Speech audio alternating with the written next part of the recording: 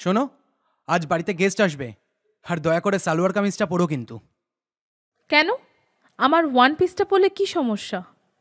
না, সমস্যা কিছু নেই, তবে ভদ্রসভ্য ড্রেসটা পরলে দেখতে ভাল লাগে, তাই নয় কি? ওয়েস্টার্ন জামা কাপড়টা অভদ্র, আর সালোয়ার কামিজ শাড়িটা পরলেই শুধু ভদ্র লাগে বুঝি? উফ, তোমার সাথে কথাই বলা বেকার। সবসময় এত তর্ক করো কেন বলো তো? আচ্ছা, ড্রেসের মধ্যে এই পার্থক্যটা কে করলো? তুমি নাকি সমাজ?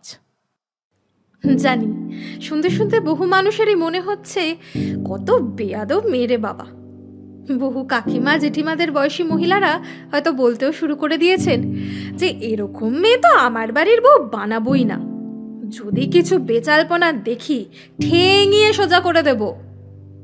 আসলে কি জানেন তো, এই স্বাধীন চেতা মেয়েদের সাথে থাকতে চাওয়া এতটাও সহজ ব্যাপার নয়।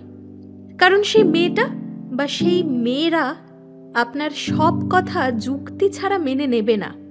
যখনই যুক্তি ছাড়া আপনি তাকে বাঁধতে চাইবেন, জানবেন তখনই সবার প্রথমে তার প্রশ্নবাণের মুখোমুখি হতে হবে।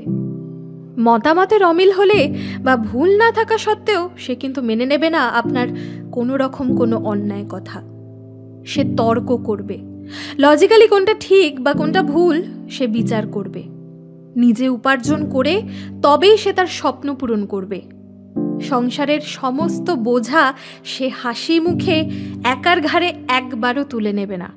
আপনাকেও তার সাথে সমস্ত পরিশ্রমের ভাগিদার হতে হবে। তার কোনো কিছু ইচ্ছা না করলে সে মুখের ওপর না করবে।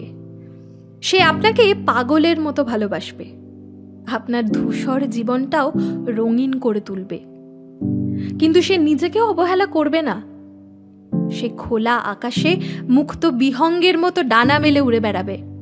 তার যেমন ইচ্ছা সাজবে, যেমন খুশি হাসবে, নিজেকে অনেক ভালোবাসবে। তাকে আপন করাটা সবার পক্ষে সম্ভব নয়। সবাই পারবে না তাকে তার মতন করে ভালোবাসতে। সমাজ তো পারবেই না সেই ঔদ্ধত্যে পরিপূর্ণ মেয়েগুলোকে মেনে নিতে। আপনি পারবেন তো? পারলে তবেই তাকে আপন করুন, না হলে তাকে তার মতন করে ছেড়ে দিন। নিজের মনটাকে বড় করুন আর শুনতে থাকুন রেডিও বেনাম। জেগে ওঠো কলকাতা।